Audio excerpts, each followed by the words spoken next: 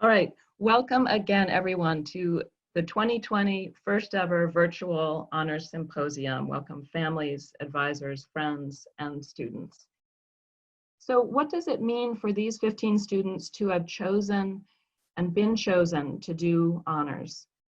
And I think the first thing to be said is that it was a decision on their part to move beyond typical classwork, in which the professor is the one who decides the series of books and essays that will be read, decides the course structure, decides the format of what should be written. And you students have decided to move beyond that kind of professorial structure and decree. And you embarked on an adventure that you got in many ways to design yourselves. And then you chose one professor to be not so much a leader, but really a consultant on a project that you were the lead designer of. And that is really unusual and remarkable, and really more almost like a graduate student than an undergraduate. And then another thing you did toward the beginning, which sounds easy, but is actually a very profound act, which was to find a topic that was meaningful to you. So you had to really survey yourself and survey your interests, the courses you had taken, the books you had read, maybe even before you arrived at Michigan, to think, what question, which artists would allow you to ask the question that is most pressing to you and most personal and meaningful to you at this stage in your life. So even choosing a topic is a profound and independent and self-making act, intellectual act. And then over the summer and fall, you did a very mature thing, which was to join a community of scholars as you brought together from your topic. You brought together a scholarly conversation around your artists or your questions or the event you were interested in. And you made yourself one of those scholars by beginning to put yourself in that conversation. And then you had to design a question that couldn't just be answered in the length of paper that you had done before, something 10 or 15 pages, but that would have multiple chapters and would be, for many of you, you had 60, 70 page theses. So you had to ask a big enough question at a big enough scale that had multiple parts that you had to develop. And you all succeeded beautifully in scaling up the kind of question you were asking. And then I think also really importantly, what is involved when anyone undertakes an independent intellectual project is a certain amount of bravery. Bravery to keep believing that the question you're asking matters and that you have the right and the capacity to ask that question and to try to answer it. I'll just give one quick example of what I thought was a very brave moment this year, and perhaps she'll talk about it in her own remarks, but one of our students had a very robust theory and then went and gathered a data set, and the data set completely didn't match with the theory. It disproved the theory, essentially. And she had to do the very, very brave thing.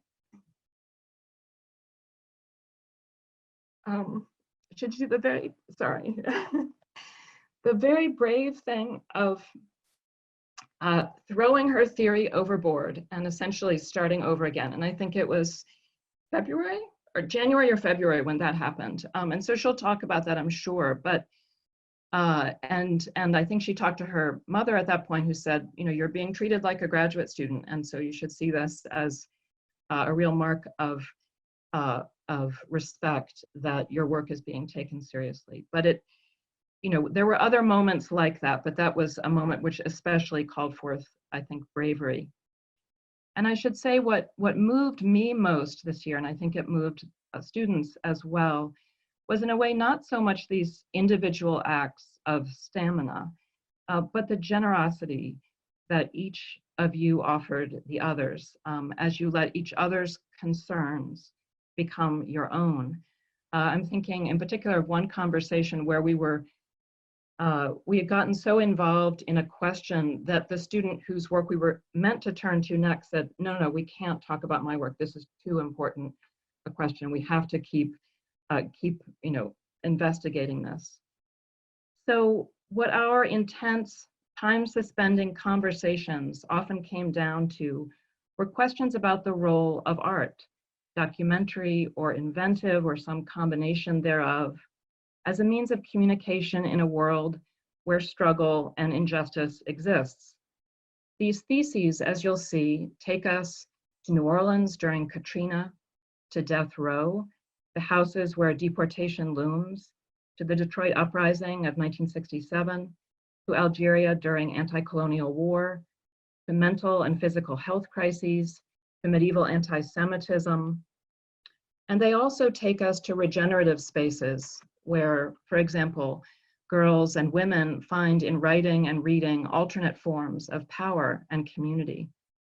All these theses ask in some way or other, how can art, the crafting of character, the innovation of the written or spoken word, the deployment of satire, the involvement of readers and listeners, how can all of this bend us toward knowledge and justice? So I want to thank all the students, and you'll get to hear now how all 15 of them have done remarkable things this year. And before we start with the first one, I want to quickly say a thank you to all the advisors who have been with these students for a whole year, as I said, as kind of consultants, giving advice, reading a lot of drafts.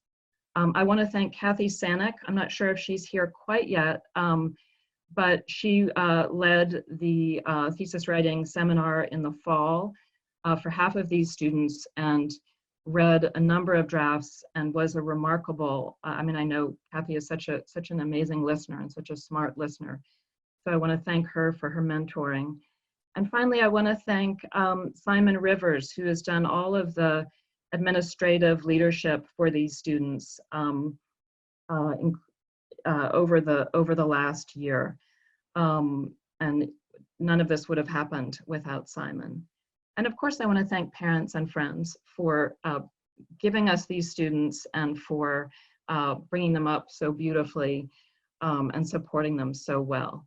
So let the fun begin. We're going to start with our first honors student, Rachel Aron, whose thesis is Love's Imagined Communities, Women's Interiority, Intimacy, and Agency in the Poetry of Catherine Phillips and Amelia Lanier.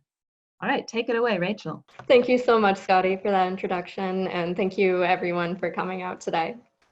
All right, so in my thesis, in the fourth chapter, I analyzed the poetry of Amelia Lanier, daughter of a musician of Jewish-Italian descent at Queen Elizabeth I's court. I look in particular at her poem, The Description of Cookham, the first country house poem in the English language, which was written in 1611 while in residence at the manor of her patron, Countess Margaret Clifford. In this poem, she describes inheritances of knowledge and subjectivity, which are passed from mother to daughter as well as between intimate female friends amidst marginalized solidarity. Scoping out to look at her published volume of poetry, Salve Deus Rex Judaeorum as a whole, I note the novel ways in which Lanier writes relationships which transcend space and time between women. As I write near the end of this chapter, these relations she applies not so much to herself personally as to womanhood at large. Through Eve and Mary and all the religious historical women enumerated throughout her volume, she produces a revisionist history which reads a feminine tradition of devotion into a traditionally masculine space of Judeo-Christian religiosity, and which most importantly identifies the subjugated contemporary female subject with the subjugated historical one. Thus, by empowering the historical subject, she empowers the contemporary subject as well. These identifications with other women on the basis of their shared marginalized gender across space and time is enabled through her immortalizing act of writing, which permits the existence of written relationships and imagined communities, which bolster contemporary feminine communities and subjectivities in turn. As I further note in my conclusion, through this thesis, in addition to my task of analyzing these spaces, relationships, and agency these women produce through their writing, I also intend as a meta project to continue this work exemplified by Lanier. Catherine Phillips and Amelia Lanier are not household names by any means. They do not appear nearly as often in anthologies as their male contemporaries, such as Ben Jonson and Edmund Spenser. Until recent decades, their work had no substantial readership even in academia. So the spaces, both physical and written, the relationships, the subjectivities built by these women have been shaded over by the blanket narrative of the very hegemonic masculine public which silenced them. This narrative persists, especially when we look back on these earlier iterations of Western society. When imagining history, we assume or perhaps project victimhood on women as a whole. By calling back to these works, by reading them and entering into their imagined communities, we can in turn cultivate and the empowerment they provide for ourselves and for others today. In situations of marginalization, we have always had to take care of each other, to love each other and know each other so that we can know and love ourselves in turn. Though we do not live in Lanier's Cookham or Phillips's fractious world, this will always be something that we must do, no matter who we are or where we're coming from. We must continue to unite and support one another based on our similarities rather than dividing based on difference. And we must always immortalize our voices in the same way to stay connected to each other across space and across time. I would like to thank everyone who has been with me along this journey. As Scotty touched upon, and much like the women in the thesis who pass on care and love and knowledge transcendent of bloodlines and time, you have all been kin to me, no matter the physical or figural distance, and I hope that I have also been kin to you in this way as well. Thank you very much. Thank you. Thank you. Thank you, Rachel. Wonderful. And I'll just repeat that you all have the option of making this, whoever's speaking, large relative to everyone else, and you have that control in your upper right-hand corner for those of you who've come in recently. And definitely when your child or your advisee is speaking, feel free to turn your camera on so they can see you as they're speaking. Okay, and then everyone can unmute to clap too. So next up is Adela Baker, whose thesis is titled "Anne Saved My Life, Conceptualizing Reading Characters as People Using Anne of Green Gables." Hi, everybody. Thanks so much, Scotty, for that introduction. So I began this project. I know sometimes people begin it in different ways with maybe the kernel of an idea or a theme that they want to explore. But for me, it really started with my text. As I was thinking about writing an honors thesis, I was like, what texts have been important in my life? And reflecting on kind of my history as a reader in general and how I became an English major in the first place, Anne of Green Gables really stuck out to me as a formative text of my childhood. You know, I read the whole series with my mother. My siblings have read it. Some of my friends have read it. We talk about it. It's just been an important text. So as I began my project, I was like, okay, how can I make this into an academic paper? How can I work with this in some way? And I began by looking at some scholarship about Anne, trying to kind of get my footing in the critical landscape. But what I realized was, as I was looking through kind of the criticism, I felt like a lot of critics I was reading were missing what I personally loved about Anne. I felt like when I was reading, you know, articles in children's literature journals and other scholarship, it wasn't hitting home and resonating for me and speaking to the way I experienced the books. So with that kind of discovery, I changed tack a little bit and began to focus on other maybe amateur readers, non-scholarly writing about Anne. I looked through a lot of forums, blog posts, postings online, conversation about Anne in general. And that's where I really found the heart of my project in the end. And as I was reading through these blog posts, I noticed a theme in the way that writers of blog posts were talking about their experience with Anne. And they often would speak about Anne or write about her as if she were a real person. They would write, Anne was such a wonderful teacher to me. I know exactly what Anne would do in this situation. I love Anne. I'm frustrated with Anne. I'm angry. Why did Anne do this? And this really, it really intrigued me because these readers were not, you know, they were not naive. They were adults often. They knew Anne was fictional. She was written by Ella Montgomery, her author, but yet they were still interacting with her on this kind of person-to-person level.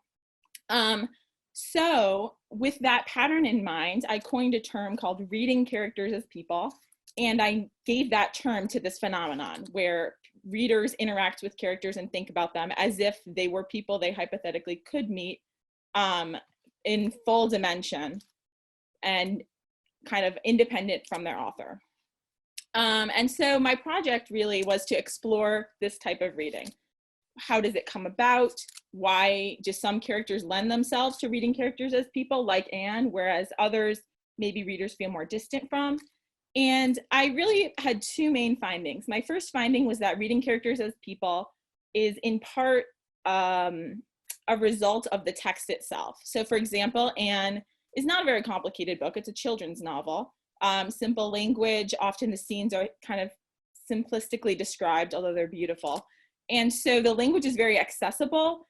And I found that that made Anne accessible as a person to a lot of readers. So in part, it was the style of the text. And I called that hospitality of the text to reading characters as people.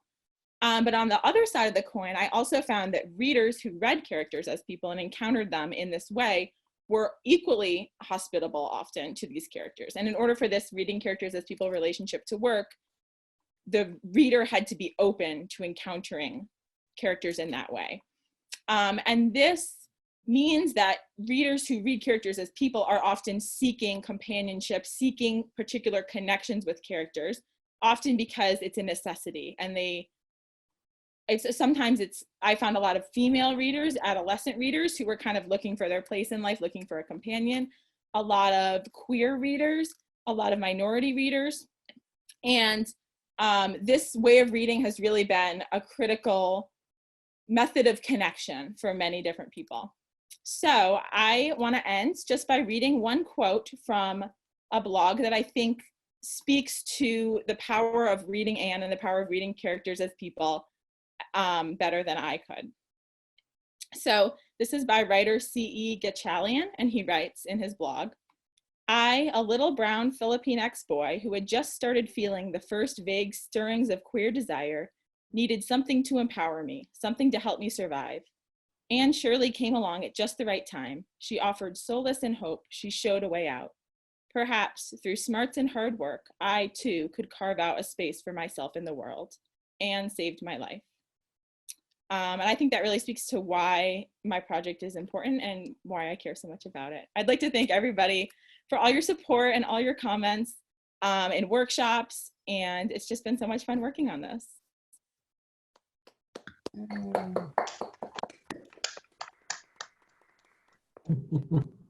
Terrific. Thank you, Adela. All right, next up is Jordyn Baker, whose thesis is titled, So I Kept Reading, Re-examining the Relationship Between Reading and Empathy with Stories from Death Row. Her advisor is Megan Sweeney. Okay, hi everyone. Thank you so much, Scotty, for that introduction. So kind of as Scotty just said in the title of my thesis is about the relationship between reading and empathy, and specifically I looked at if and how empathy manifests when we read literature about the death penalty. So the ideas for this thesis started last year when I took a class on mass incarceration through the Inside Out Prison Exchange program. And before this class, I really didn't know a lot about the criminal justice system.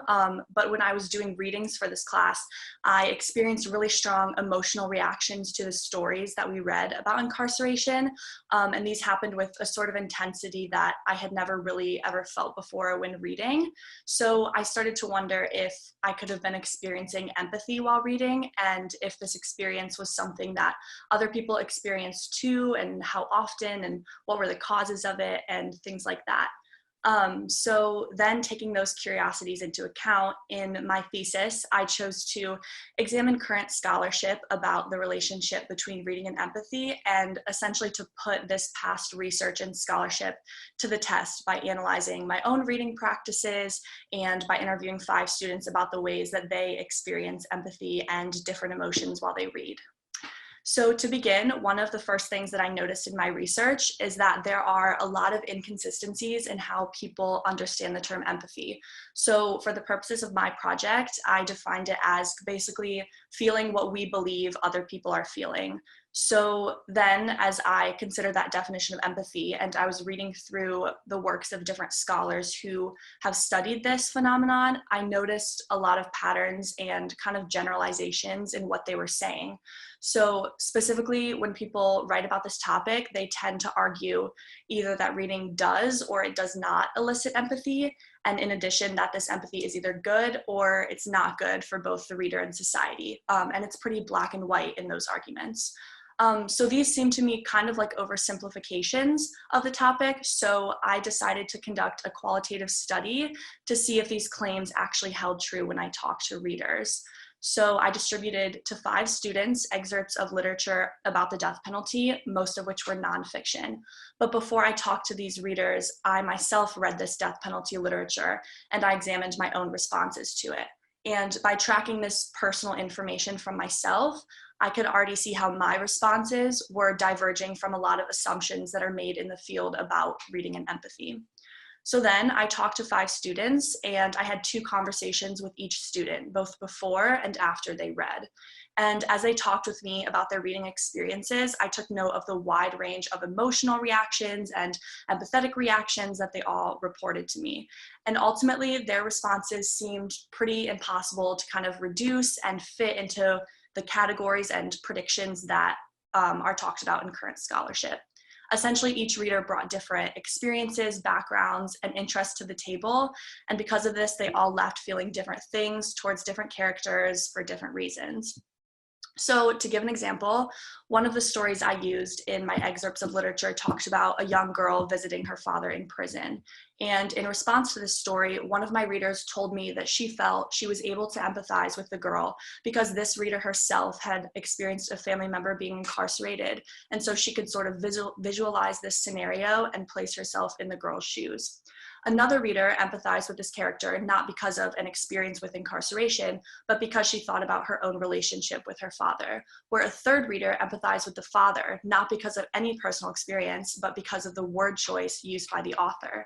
And then the last 2 readers didn't empathize with this story at all, and their lack of empathy was due to different reasons. So these kinds of variations were very common in my conversations with readers, and so my thesis ultimately serves to celebrate this sort of complex inconclusiveness in how readers respond to literature. And for me, the most challenging part of working on this project was to recognize and write about my own biases and privileges and how these inevitably shaped my research and what I filtered through when I was talking with readers and what I wanted to or expected to hear from readers. But by reflecting on this, there was a lot of growth in the project. And now that I've completed it, I truly believe that an individual does not always need to experience empathy or take some kind of social or political action after reading in order for that reading experience to be meaningful. So as a whole, looking back on this process as a final note, I just want to say that this thesis and its ideas will continue with me in so many ways. And I'm really grateful that I had this experience to spend months talking and writing about a topic that I truly love to learn about. And I also just want to thank everyone who helped me on this project, especially my incredible advisor, as well as my family and my friends, because all your support has really helped to get me to this point. And I couldn't have imagined a better way to finish up my time at Michigan. So thank you, everyone.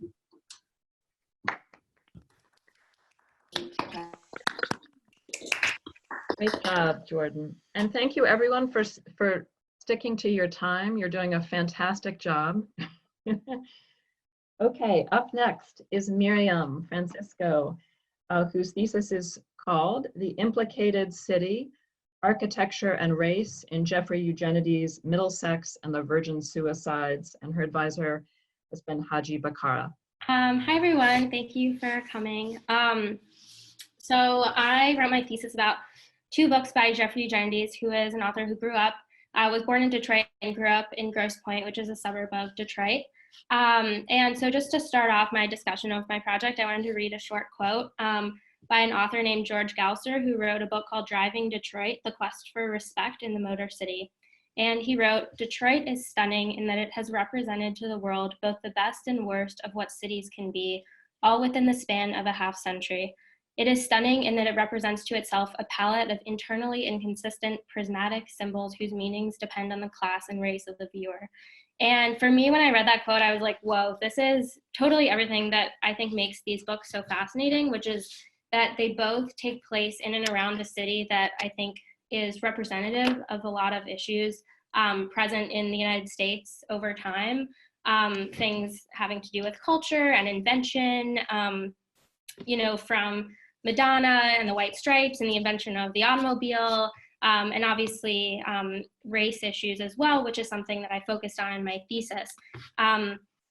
So for both these books, I looked at the novels through a lens invented by a scholar named Michael Rothberg, who wrote a book called The Implicated Subject. And basically what that book is about is the idea that people occupy roles in society in which they both benefit from systems of oppression and are also subjugated by those same systems. So basically, like, there is no victim perpetrator sort of dichotomy, that it's way, way more complicated than that.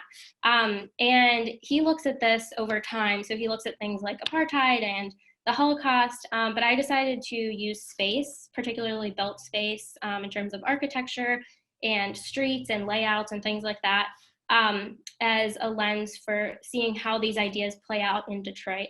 And so I looked at ideas, you know, on a large scale in terms of the divide between the suburbs and the city, which is something that was really brought into focus during 67 and the riot/rebellion that happened in that year, and sort of the aftermath and like pre-math of that as well. And I also looked at things that were a lot more sort of small and intricate in terms of the layouts of specific houses in the novels and how the characters interacted with those built spaces to figure out their own identities and their roles in relation to race and violence, both on a large scale and also on a much smaller scale with interpersonal conversations, and then also figuring out, like, who am I in this city and in this suburb and in this country.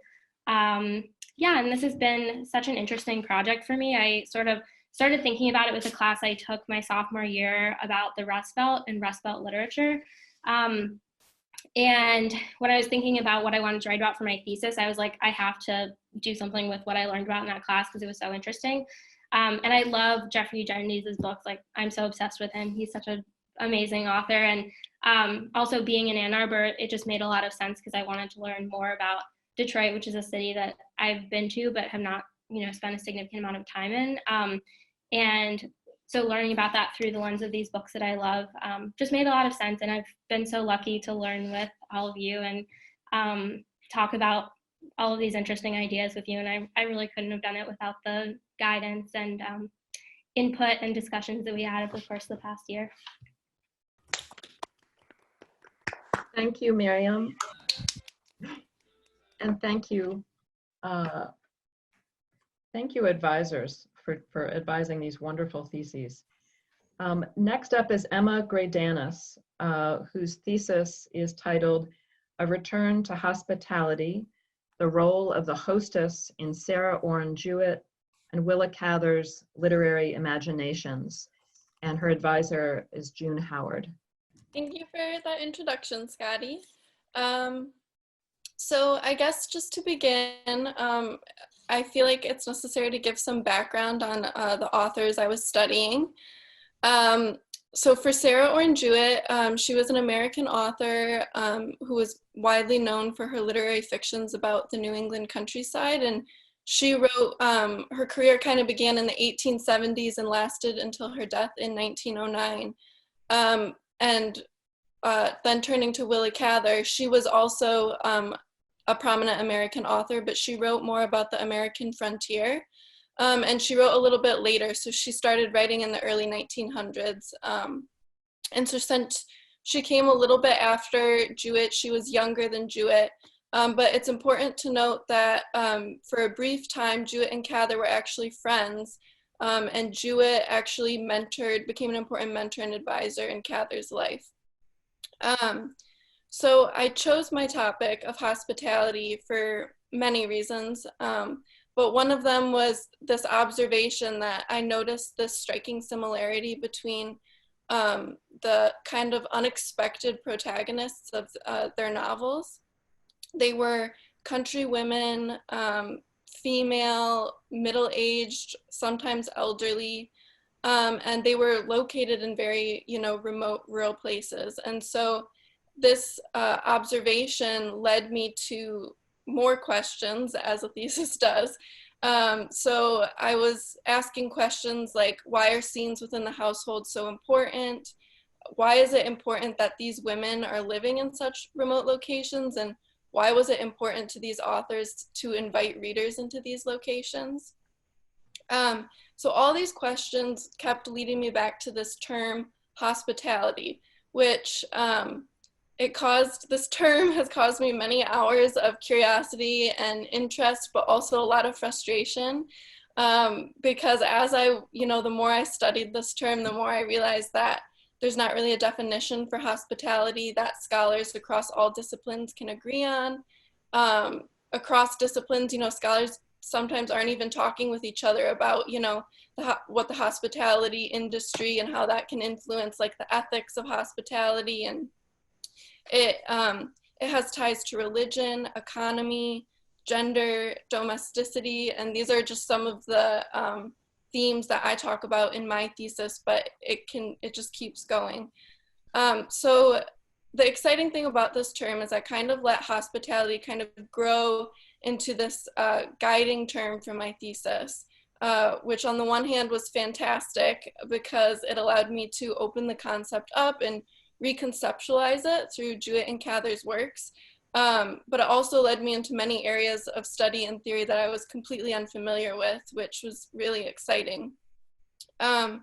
So I kind of quickly needed to figure out how to kind of pull my topic in a little bit. So I decided to focus just on 4 works by these authors. So I looked at Jewett's short story, A White Heron, and her novel, The Country of the Pointed Firs. And then I looked at Cather's novels, O Pioneers and My Antonia. I compared and contrasted these works with one another to interpret the author's own depictions of hospitality, while also referencing theories about hospitality from other scholars, most notably Jacques Derrida, who's a French philosopher. Within the 3 chapters of my thesis, I explored the integrated reality of the rural household, the transcendent relationships between a hostess and her guests, and also the relationship between a hostess and the land. And I only began to explore how these relationships seem to be affected by economic and social factors. I think ultimately what my thesis has allowed me to accomplish was to reveal the more subtle ways in which Jewett and Cather are complicating the stereotypical notions of authority and belonging, as well as create connections between the themes of economy, gender, and landscape that embrace a certain level of uncertainty and complexity, because hospitality itself embraces contradiction and tries to harmonize opposing ideas. But I think one of my favorite parts about this thesis was that as I was studying hospitality, I kept coming back to this character of the hostess and was able to kind of figure out her position in the center of it all. And I think it's really cool how these authors have kind of wedged the hostess into the center of the process of hospitality and allowed her to kind of oversee it and manage it. Yeah, so just to conclude, I really want to thank my advisor, June Howard. She really helped me and just talked with me for many hours about this topic. I also want to thank my cohort. We had so many great conversations throughout the year, and just overall, they were such a positive force in my college experience and in my final year here. So thank you.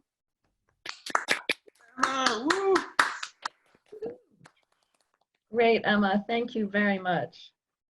All right, next up is Dayton Hare, whose thesis is Samuel Beckett, whose thesis is called Samuel Beckett and the Politics of the Body, Voice, Violence, and the Algerian War in Comment C'est, and his advisor was Andrea Zemgulis. Hello, everyone. So just to start with, I'd like to thank everyone that has helped me throughout this whole process. You know, Andrea, of course, but also Scotty and Kathy. It's just been really, really wonderful. All right, so to go back to where I first started with this project, I began with a kind of vague interest in what the political and moral role of the artist could be, specifically the avant-garde artist, and I chose Samuel Beckett as a sort of case study for this question because he's someone that's always fascinated me and is kind of the poster child for the abstract modernist writer. So I figured I would take a look at a specific historical moment and the work that he produced at that time and see what sort of interactions they had, what sort of political questions were dealt with, albeit abstractly, throughout that process. So I wanted to first off sort of push back against the popular conception of Beckett as an apolitical writer, as an artist interested in questions of philosophy and aesthetics kind of to the exclusion of everything else. I wanted to reclaim his work for the domain of the political and historical in the way that it had sometimes been understood earlier. So to this, I wanted to confine what I was looking at mostly to the Algerian War and a specific text that he wrote during that time, his novel Comment C'est, or How It Is. To do this, I divided my thesis into two parts. The first was sort of an investigation of the war itself and the broad outlines of the conflict, as well as the human rights issues at play throughout that period, and how Beckett's life was affected by this whole political and social environment. To do this, I pulled material from sources about the war itself, but also a famous memoir by Henri Alleg about being tortured by French paratroopers during the conflict called La Question, which was published by Samuel Beckett's publisher. And I looked at the way that that text influenced Beckett and the people around him during this time and how that might have worked its way into his own work. And then in the second part of the thesis, I analyzed the book itself through the lens of the war, looking specifically at the central relationship between the narrator and the character of Pym, which I believe constitutes a sort of tortured relationship that was reminiscent of the war. And I also looked at how in this relationship there was a struggle over the control of language. And I sort of analyzed the way in which the style of the novel at the level of language itself was reflective of the effect of extreme pain, such as torture, such as Alleg was talking about, on the human capacity to produce language. And in doing this, I really hope to discover some sort of broader message about human rights and look at the viability of the avant-garde and literature specifically as a political tool. Ultimately, that's the kind of question that is far too big to be settled in the scope of this thesis, but my hope is that through working on this project, I may be a little bit closer to an answer for myself, at least. Thank you.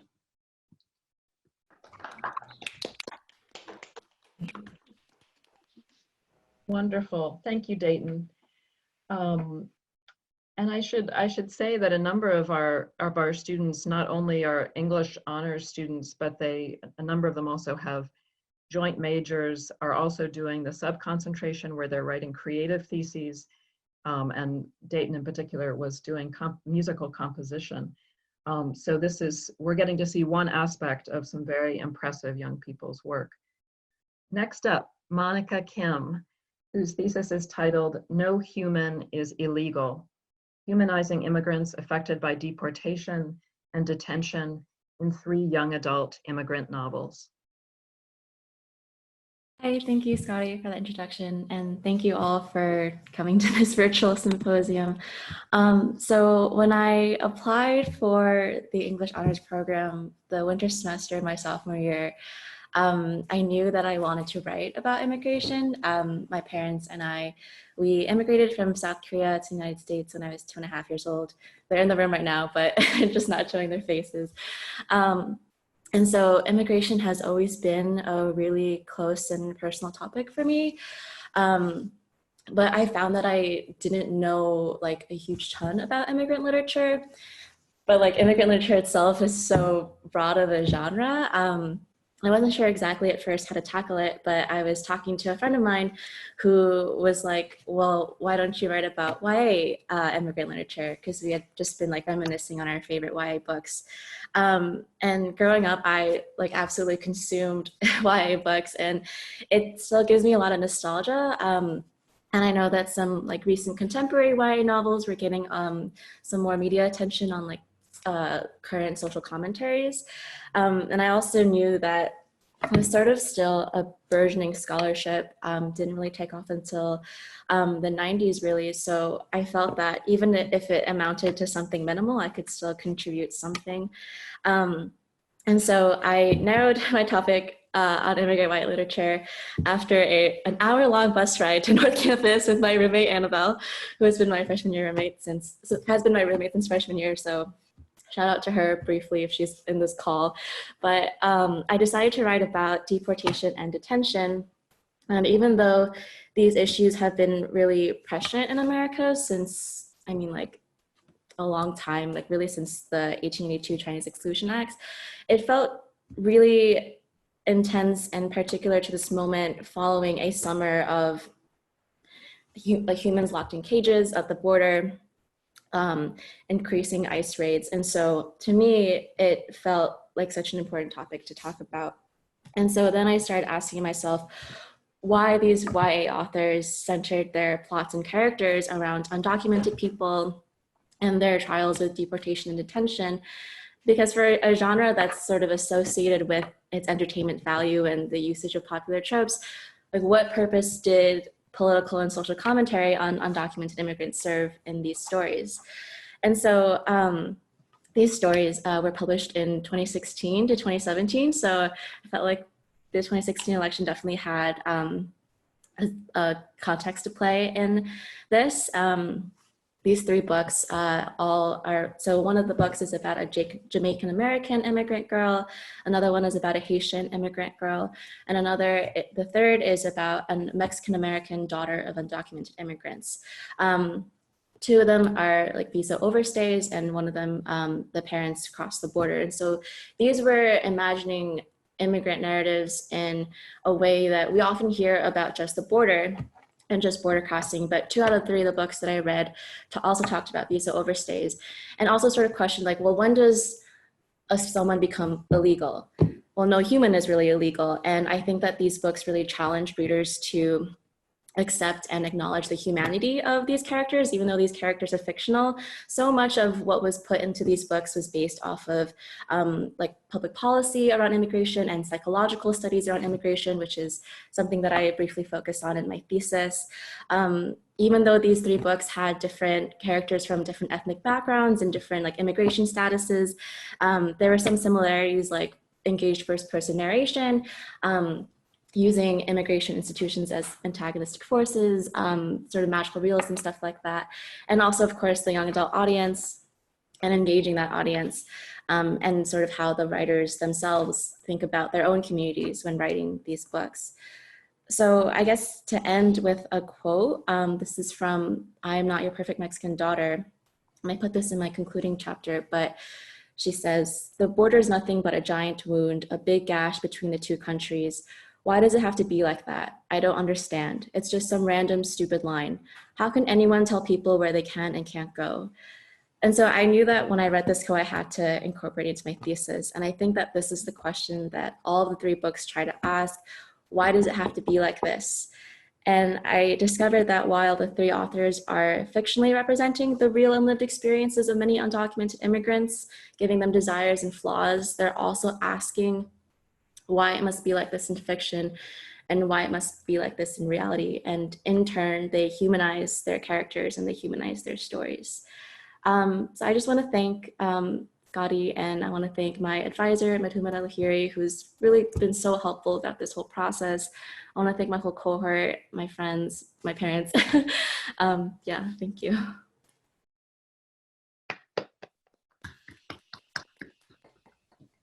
Thank you, Monica, very much. All right, next up is Kellyn Mcknight, whose thesis is entitled, "What is it to be nothing but mad? Documenting madness through Hamlet." And her advisor has been Enoch Brader. Hi, thanks, Scotty. So Hamlet starts with a question. It's a play full of and about questions. Its most famous line defines the question. Characters ask questions of each other and themselves. They question intentions and truth and heaven and death. But I think most importantly, Hamlet asks questions of its audience. And for 400 years, people have been trying to create a response. So I first read Hamlet in 2015, right at the end of my junior year of high school, and I really quickly got pretty obsessed with it. I read all of the literary criticism of Hamlet I could get a hold of, and as I read more and more, I noticed a really startling trend, that there was this huge collection of work dedicated to discovering the truth of Hamlet's feigned madness. Not only if he was putting on an antic disposition in the play, but if there were diagnosable symptoms of like real mental illness in this fictional character.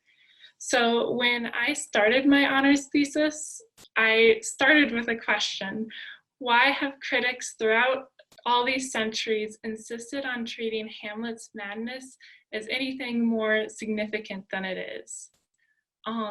As I worked on my thesis, I realized, as I tried to explain that really vague question to family and friends and the cohort and my advisor, I realized there are several more important questions that I should be asking. I wanted to find out why we, as a culture, have decided that the question of madness is an important one, why we've decided to ask it about Hamlet, and then how we've used the answers we've found.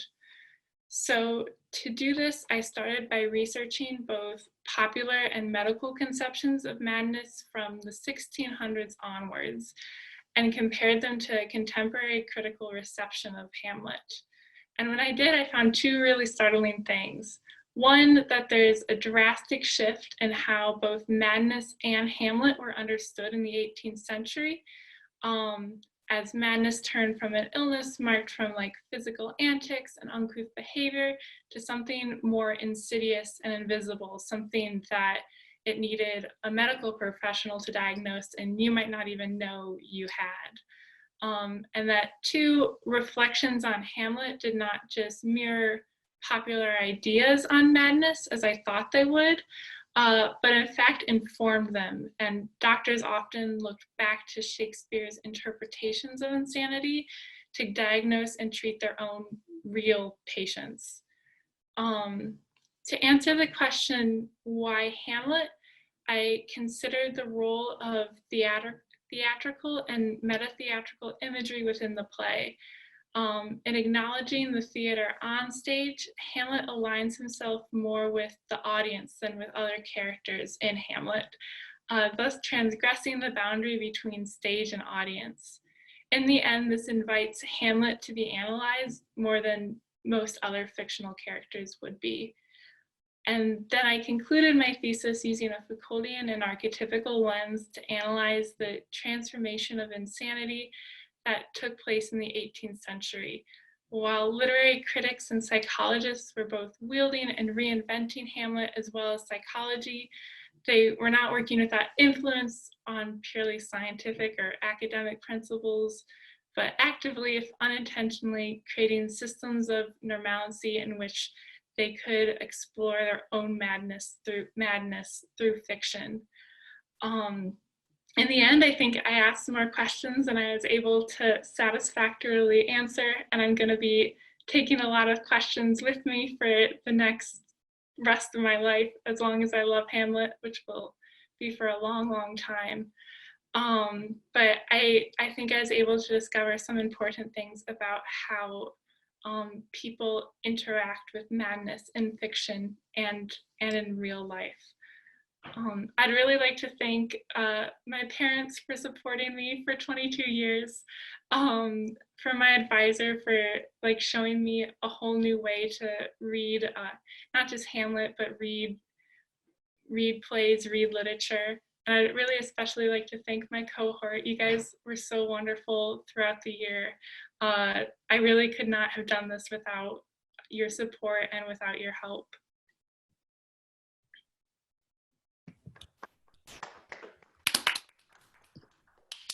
Yay! Yay, Kellyn. All right, next up, we have Sarah Nisenson, whose thesis is titled, Can We Ever See Their Faces? An Exploration of Hurricane Katrina Memorializations. And her advisor has been Sarah Blair. Thank you, Scotty. I want to start by saying thank you to my cohort for the intense community we fostered with Scotty's help. And thank you, Sarah, for just countless hours of encouragements and forcing me to ask the hard questions. So my thesis project began in some sense my freshman year when I read Claudia Rankine's lyric poem entitled Citizen, an American Lyric. Within this text, Rankine has a section entitled August 29th, 2005, Hurricane Katrina, in which she incessantly demands of her readers, have you seen their faces? So although I wrote multiple papers on Rankine's work and tried to address this question, I wanted to explore it deeper because I wasn't yet satisfied with the work I was doing. So from these frustrations and so many conversations with friends and professors and advisors, my thesis project was born. At the outset of my thesis, I was intrigued by different media, whether it was artwork or music or literature or other forms that tried to represent the particular trauma of Hurricane Katrina. Yet, as I continued refining my questions and ideas throughout the past year, I realized that I'm more interested in what trauma is and is not knowable and the possibilities for formal representations of trauma. As I continued writing my thesis, I realized Katrina was merely the exemplar occasion for this analysis, so it was one moment that allowed me to ask the kinds of questions in which I was most invested.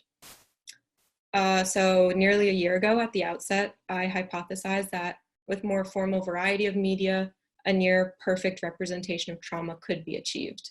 I anticipated that there would be some distinctive arrangement of media capable of relating trauma in its entirety, as it happens in reality. But my thesis cemented my belief in the limitations of language, of visual culture, of their combined effect, or of any kind of aggregation. But this raises the question of what responses these kinds of media projects demand, what these works expect, work towards, wish to create, and succeed in creating. In our current moment of unprecedented suffering and crumbling institutions, it's easy to become apathetic and numb, and sometimes it's necessary to do so. Sometimes I truly can't stomach another op-ed about Trump's latest misfiring or another hypothesis as to what our world will look like in the post-pandemic period whenever we reach it.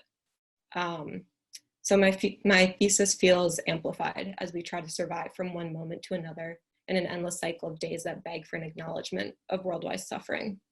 I decided that for my work with Katrina, radical, overpowering empathy is a solution, an empathy that recognizes that trauma can be related through media. Even more so now, it seems that without empathy, we're all alone in our misery without a way to recognize the sameness in others. And it's too agonizing to accept that on top of the trauma and loss and suffering we experience individually, that we experience it alone with no hope of relation. We know this isn't true for our pandemic experiences. We're all here together seeing that right now. And that in sharing and accepting each other's empathy and offering compassion, each of our burden is lessened a bit. So while I originally formulated these ideas for my thesis and the trauma that Hurricane Katrina caused, the echoes to our contemporary moment are quite plain. And perhaps we can use the strategies from our past to help us heal in the present. Thank you. Congratulations. Congratulations, Sarah. All right, we have just about 5 students left. I just want to ask, did Joe manage to arrive? Joe Reisterer? I didn't want to pass over you. Okay. I'll just say, Joe Reisterer was one member of our cohort, a really wonderful, wonderful contributor, kind of one of the hearts of our cohort. And his thesis was titled Merging Modalities, Sonic Intertext and Diaspora Space-Time on Earl Sweatshirt's Some Rap Songs. And his advisor was Ben Mangrum.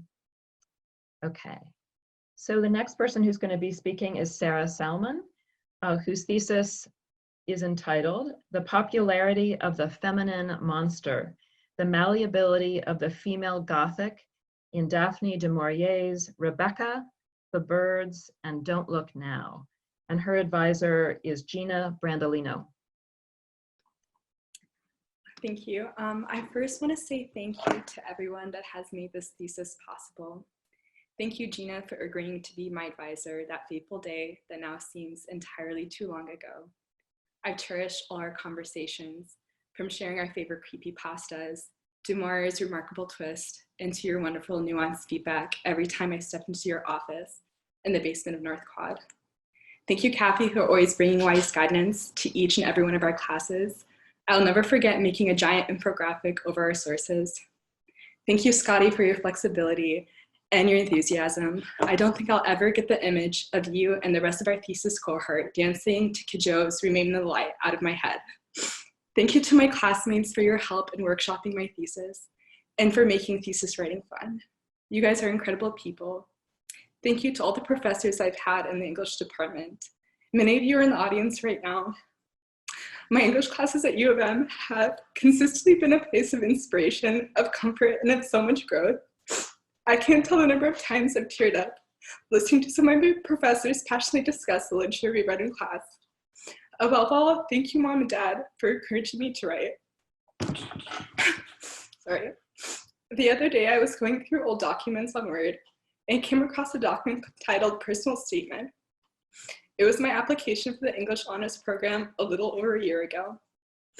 In it, I'm curious about why female readership is so large for the mystery genre. I write, like romances, mysteries are a genre subset where women do not play a passive role. Whether they play the role of the perpetrator or victim, they are inevitably in control of the storyline. Still, it is not their agency that I am invested in, but the almost masochistic violence that women commit in mysteries. When it is revealed that the female is the killer, she takes on the power of the story. A lot has changed in my research since then, particularly since I did not write about mysteries at all, but some elements remain the same. I was interested in the villainous female characters in Daphne du Maurier's works, namely Rebecca, The Birds, and Don't Look Now.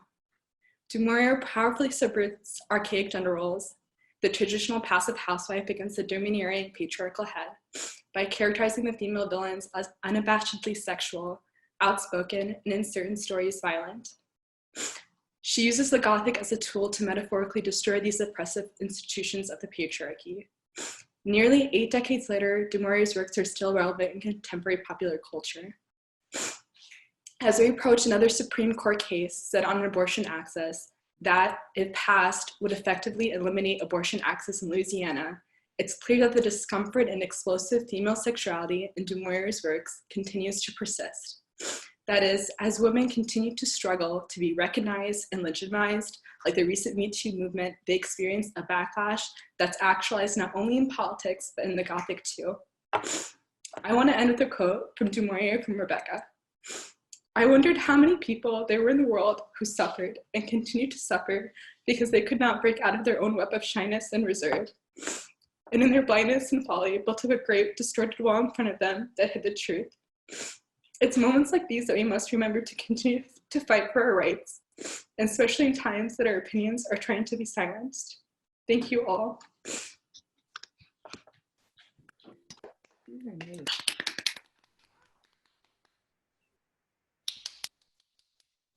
Thank you so much, Sarah. And thank you for I mean, that was a beautiful comment. And thank you for reminding us of that really joyful moment where we had so much physical closeness.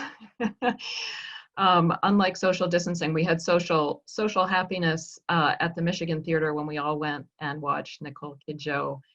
And that was just one of the greatest memories I'll ever have as a teacher. So thank you for bringing that back up. Because this has been about hardship and also very much about joy, the joy of fellowship. Next up is Krishna Saraf, whose thesis title is Exceptions Don't Make the Rules, a rhetorical analysis of the language behind vaccine hesitancy. And his advisor has been Michael Schoenfeld. Thank you so much, Scotty. Hi, everyone. I hope everyone's safe and healthy.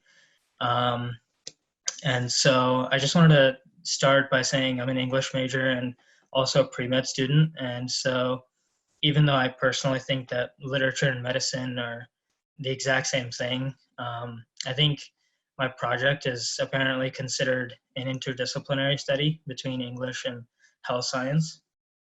And so I just wanted to share a brief story about how and why I'm interested in my topic. And a few summers ago, I was shadowing a cardiologist, and I noticed that oftentimes he would see that a patient's blood pressure would be high, and he would say, your blood pressure is a little bit high. Did you remember to take your blood pressure medication? And very enthusiastically, patients would respond, yes, I took it specifically today because I knew that you would check today. And so this was interesting to me, and I realized that health literacy and communication has very real impacts on patients' health. And even though we know that the reasons for low medication compliance, for example, are very myriad and complicated, I think the main takeaway for me is that health literacy has a significant role. And so in this particular case, in the story that I just shared, it would have been important, obviously, for the patient to take his or her blood pressure medication for their own good, rather than just getting one good reading for the doctor. And so understanding health literacy was a big part of my project. And although at its core, it's an English project, I incorporated ideas from communication, psychology, and medical sociology. So just to give a bit of background, recent years have seen a resurgence in the incidence of vaccine-preventable illnesses due to the advocacy of discredited claims that vaccines can cause autism. And I wanted to understand this particular attack on health literacy, especially since scientific studies have conclusively determined that no such link exists. And at the same time, current corrective strategies have had very mixed results.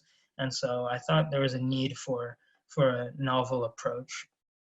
And so the approach that I took was I performed a fine-grained language analysis of Jenny McCarthy's book entitled Mother Warriors, A Nation of Mothers Healing Autism Against All Odds.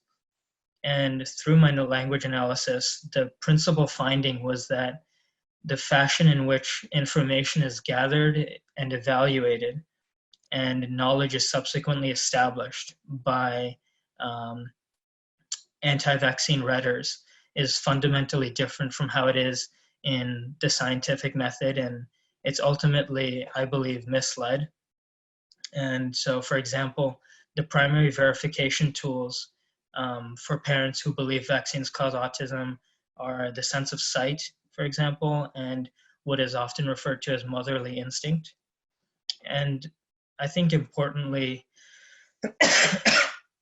excuse me, I noticed that the characteristics and tendencies of the anti-vaccine community showcased in this close reading challenge many of the preconceptions that currently surround the community, like these ideas that they're uneducated, unaffluent, or that these parents don't love their children. And I think in reality, what I realized is that their attitudes seem to represent exaggerated forms of beliefs that all human beings have. So in other words, we all rely on our sense of sight as a verification tool. We all use our instincts, but we tend not to conflate those with medical knowledge. But unfortunately, that's what's happening here. And I think my ultimate goal was that these findings can be incorporated into clinical practice to improve health outcomes for people. And I wanted to say, just to finish off, that I'm endlessly grateful for the support of my advisor, Professor Michael Schoenfeld, and to Scotty for being so so nurturing and demanding but accepting, and really I don't think the project would exist at all without the support of these wonderful people. Thank you.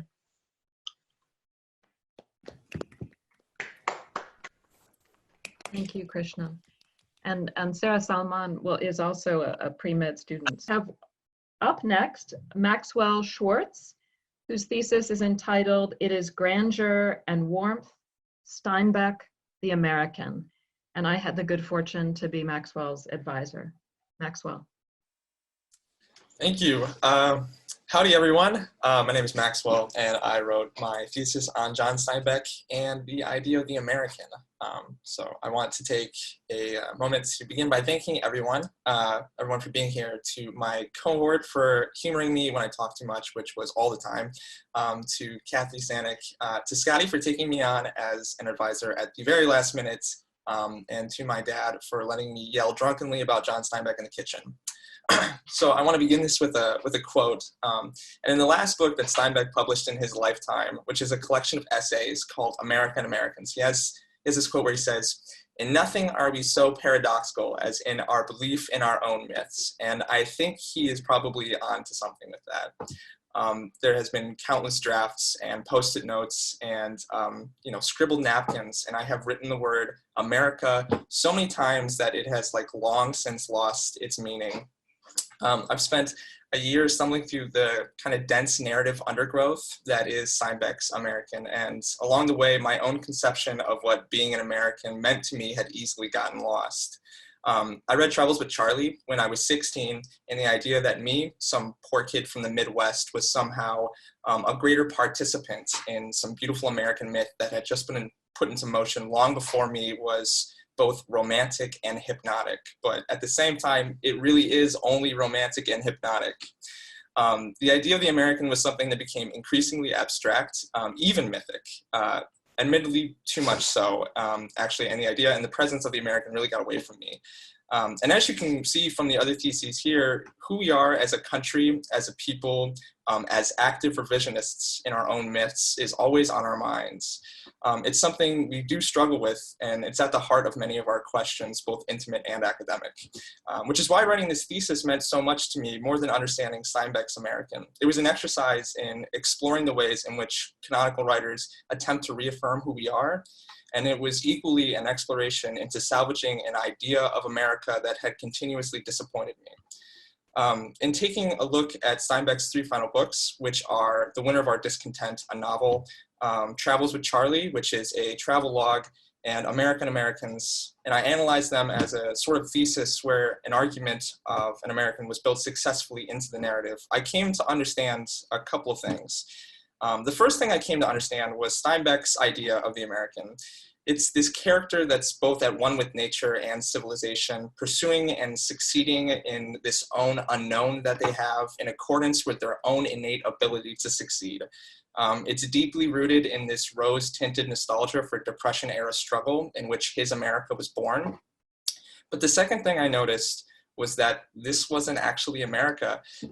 It was only a repurposing of a national myth, which good intentions felt pretty lukewarm. And when I contrasted John Steinbeck with Woody Guthrie's This Land Is Your Land, I realized what was missing.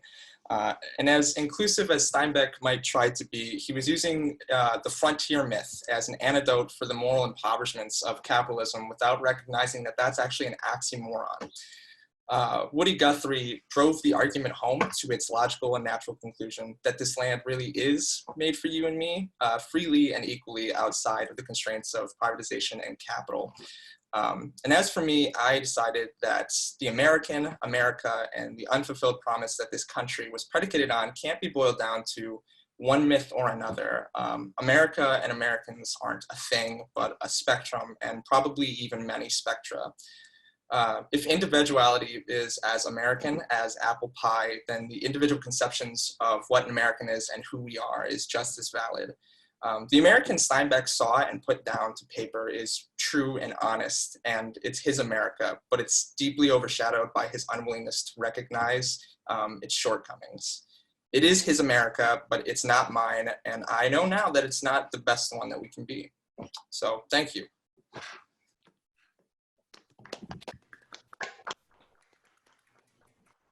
Thank you, Maxwell, very, very much. Okay, up next is Caitlin Todd. Her thesis is entitled Actors in the AIDS Crisis, a network analysis of mainstream news articles and congressional record documents from the early years of the epidemic, 1981 to 1987. And her advisor has been Scott Lyons.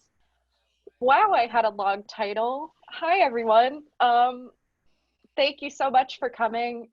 Thank you so much, Scotty, for your introduction, and especially for talking about my struggles over this process, which I'll talk about too.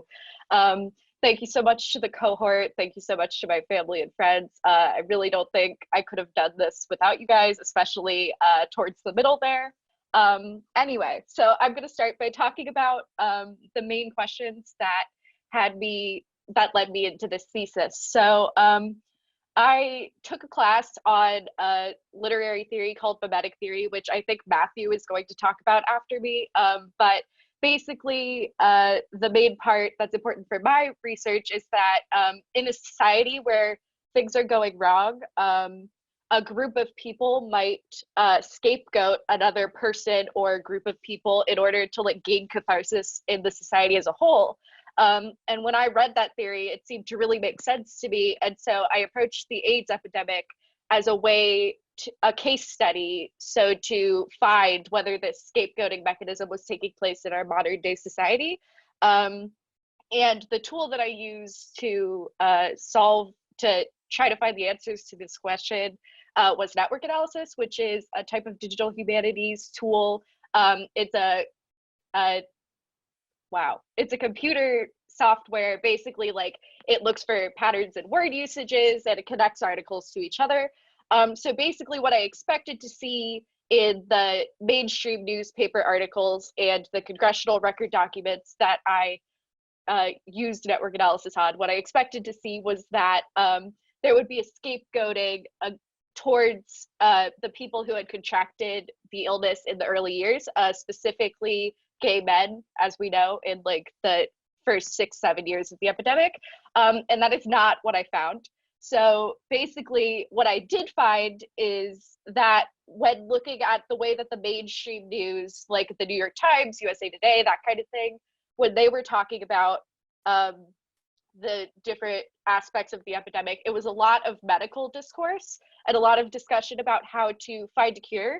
And that differed, interestingly, from the what I called enclave newspapers. So like the within the gay community, like people having debates about the different aspects of the epidemic. Like a lot of them were talking about the prejudice more than like mainstream news did.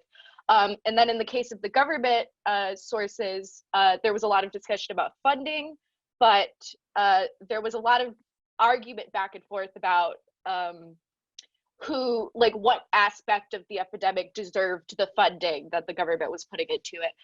So basically what I found to decide is that within the scapegoating mechanism, it's very much like a group against person or a group against group action.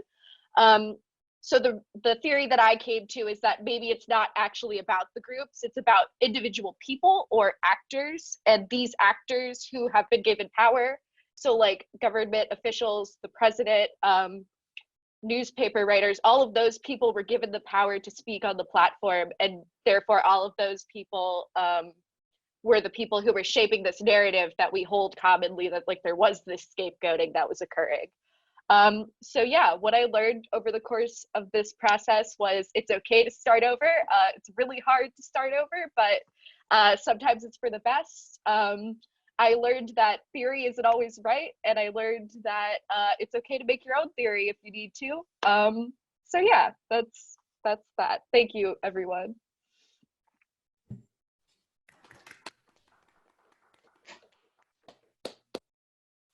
Yay. All right, excellent.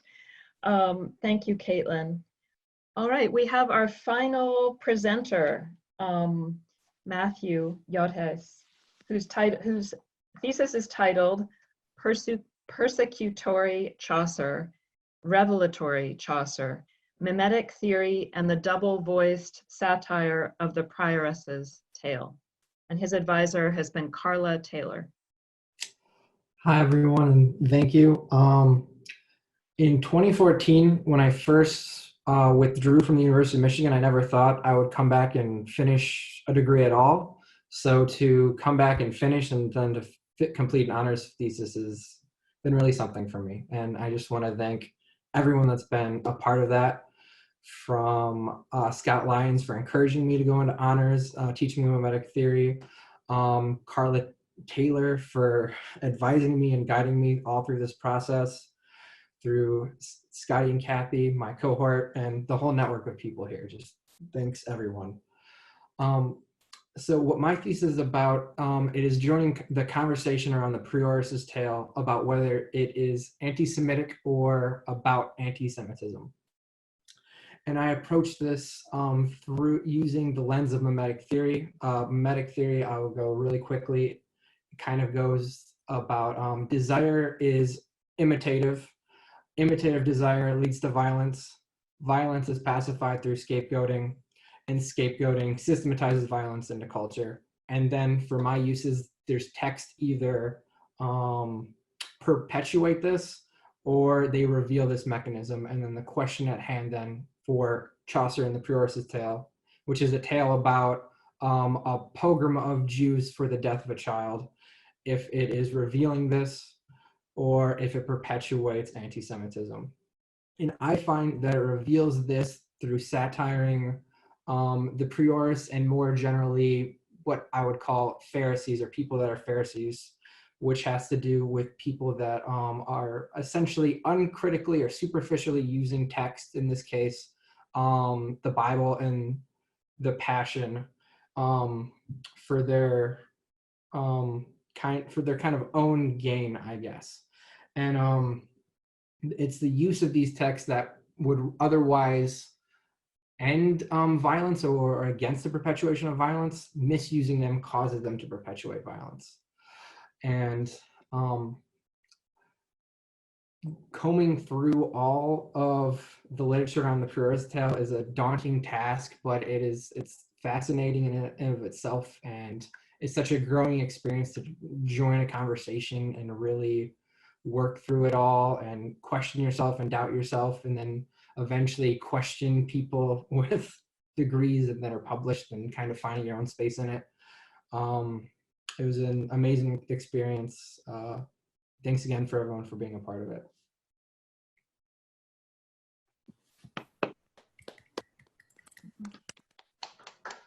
All right, Matt. And I think as all of you have been telling your stories, it brings home, again, the unique opportunity that writing a thesis affords of having the time to take some turns that don't ultimately pan out, but to be experimental, to make swerves and corrections and let your material teach you how it should be handled. And I think you just don't have the time to do that in a typical class. And so hearing you retell those stories of your work reminds me very much all the stages you sort of persevered through. So before we have a couple of prizes to present, before I do that, I wondered if Simon and Kathy, if you'd be willing to just turn your video on, just so people could see you and say hey to you, because Kathy, you've been mentioned a lot as one of the leaders of the cohort. She may have departed a couple minutes ago, but I want to thank Kathy again for being a leader in the fall. And Simon, are you present? Okay, well, all right, I should have done that earlier. My apologies. I want to thank again all the advisors who, I should just say, take on this work above and beyond the courses that they teach and the administrative jobs and the mentoring of graduate students. And it is a real labor of love on their part to give their time to work alongside all these wonderful students. So maybe we could have one round of applause also for the advisors right now. Thank you very much. Excellent. Okay, so as you can see, really everybody today, this sounds like a kindergarten speech, but everyone today won prizes because everybody received honors, which was an amazing accomplishment. And everybody is also invested in everyone else's project. And so really no one did it alone. And so anyone who's going to be recognized, especially with these prizes I'm going to mention, it got there through collective work. So the first prize I will present is the Wagner Award. The Wagner Academic Excellence Prize is given to a student in recognition of their overall excellence in the honors program, weighing a variety of factors in combination, such as performance in the workshops, grade point average, thesis quality and rankings, and community involvement. This annual award is decided by the Honors Committee and includes a cash prize. And this year, the prize goes to Adela Baker. Congratulations, Adela. Thank you. Yay. These students don't know they're getting these. This is a surprise to them. So congratulations again, Adela. Thank you for all your great work, and to John Whittier Ferguson for advising Adela. And then we also have the John Wagner Ralph Williams Award for Outstanding Thesis. And this is, for me, a particularly poignant year to be giving this because it is, though Ralph Williams did retire a few years ago, he has continued to teach because he just can't leave the classroom. He loves it so much, but he has taught his last class. He has officially retired just this last week. And so to me, this award is particularly meaningful. And Ralph had a real hand in founding the honors program years ago. So the John Wagner Ralph Williams Award for Outstanding Thesis is given to the student whose final thesis has been deemed the outstanding thesis of the year. This annual award is decided by the Honors Committee and includes a cash prize. And this year, there were actually two theses that the committee decided should share this award and should share the cash prize. So the award goes to both Dayton Hare and Miriam Francisco for their theses. Wow, thanks so much. Whoa. Whoa. And I want to now just say also, this has been an unusual time that you all had to be a class to remain connected through a global pandemic, and that the community you've created for each other and that you showed each other in March is really just remarkable and life-affirming, I think, for all of us to see and to witness. So though you may be graduating officially tomorrow, we are not leaving. We faculty will be here for many, many years to come. And so please continue to be in touch with us, consult with us, return to us. And these theses that you've written really will stay with you forever. I find myself actually picking up a book by Faulkner, who I wrote a senior thesis on in 1986. And I'm about to teach a course in Faulkner starting next week. So you may be someone who goes on in academia, and you may be someone who becomes a doctor, a different kind of doctor, a medical doctor, but these theses and how you've grown as people and as independent intellects will stay with you forever. So thank you everyone for attending this honor symposium. And we wish you wonderful futures and wonderful summers. And let's just turn our mics on and have a big round of applause. Congratulations, everyone. There's Simon. There's Kathy. Hi, everybody. Congratulations, all of the theses writers. Congratulations, advisors, friends, family. Happy to assist you all this year. Congratulations. Did you work with them?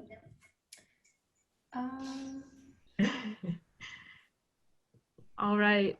Farewell, Kathy, do you want to say hello? Hello to everyone and congratulations. It's so exciting to hear everyone's projects now at the tail end after working with many of you in the fall. So great job, everyone, and best wishes. All right, I'm going to go out with, if it comes on.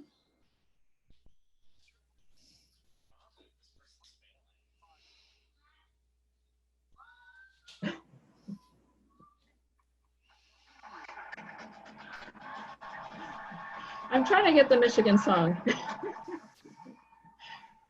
So we'll go out with a little cheer.